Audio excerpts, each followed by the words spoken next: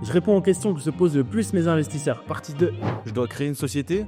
Et si c'est le cas, je fais comment à distance? Effectivement, il faut créer une société indonésienne pour profiter pleinement de ce que l'immobilier balinais a à offrir, notamment pour acquérir un terrain en freehold. Et si vous ne savez pas ce qu'est le freehold, n'hésitez pas à aller voir ma vidéo comparative sur le freehold et le leasehold. Sinon, la société, on appelle ça une PTPMA. Le processus a été simplifié pour que vous puissiez investir très facilement. Et pour ces démarches, évidemment, vous pouvez donner procuration. Votre contact sur place peut par exemple créer sa société en moins de 14 jours. Bon, vous avez créé votre société, réalisé votre premier investissement. Maintenant, la question c'est...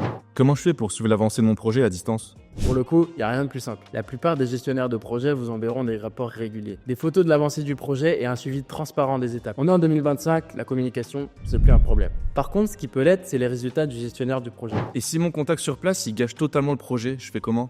Ici, c'est simple, vous ne faites aucune démarche sans avoir signé de contrat. Vous devez vous protéger au maximum. De mon côté, on signe un contrat très simple avec mes investisseurs. Si j'atteins pas les objectifs, j'en suis le seul impacté financièrement. Et pour réduire les risques, les paiements sont évidemment étalés en fonction de l'avancée des travaux. Cette garantie, elle est simple et efficace, ça permet de rassurer n'importe quel investisseur. Évidemment, si vous avez des questions, n'hésitez pas à les poser en commentaire.